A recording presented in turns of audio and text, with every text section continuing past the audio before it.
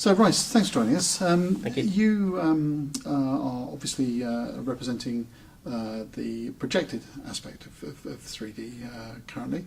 Where would you say the technology is at the moment in terms of its maturity and its development? We strongly believe from a hardware perspective, the projection perspective, the technology is there, but that is one small element of it. I think if you can look at, and let's talk education channel, where we think 3D has a real opportunity to make learning deeper, more interesting, and certainly more interactive. The projector is one element of that. The second element is obviously hardware around that, so glasses, obviously there's a cost implication there. We will be launching our own BenQ branded glasses within the next 2 to 3 months, primarily for the education channel. And then PC hardware needs to be spec'd to a certain level to make it work. But it's content. Content is absolutely king. I think for the UK, with its maturity of the education market, is really helping, and its experience in software development.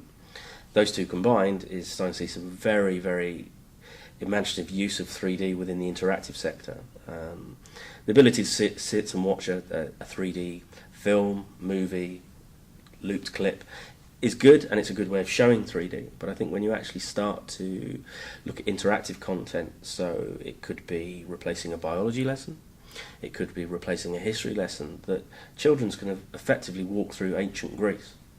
Down streets, turn left, turn right, and with the interactiveness of either a virtual whiteboard or a static whiteboard, be able to move and turn and take those decisions in a 3D space environment really does make it quite an exciting technology.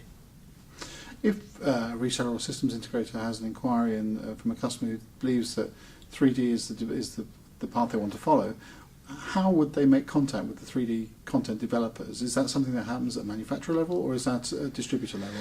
I think for distributors who are supporting and see 3D as a core area for lesson development, then either re-promoting or even distributing software within that 3D environment is absolutely key part of the message. I think where it will become confusing, and both resellers and the physical user will get lost, is if the whole story isn't packaged together in a very simple building block step. So I buy the projector, I buy the glasses and hardware, and then I have access to software titles, which we all know will develop over time, and the catalogue will get more and more. So absolutely key that it's in a staged environment.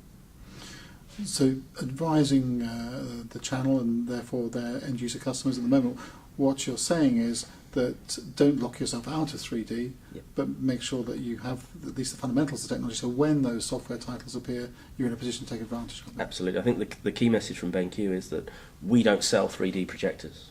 We sell projectors that do 3D. And I think when you look at our education lineup, which in the UK is a strong range of a minimum of 6 models, they are all 3D enabled.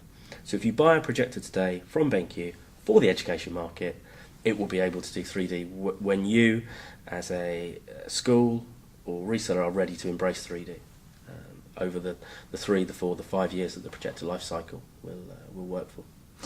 Do you see developments, any early signs of developments outside of education? Do you see corporate applications for 3D technology currently?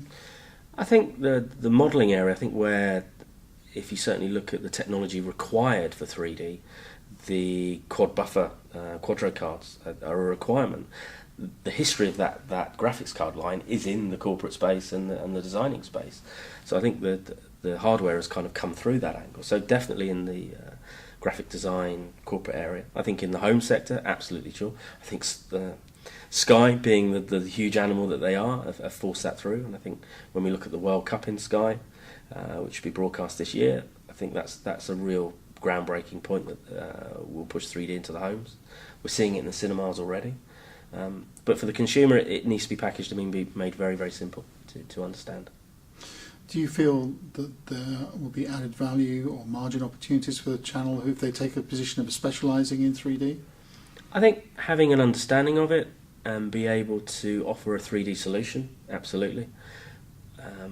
There is obviously margin within the software and within the accessory hardware. Because we only put the 3D into our education series, there's already margin built into those projectors.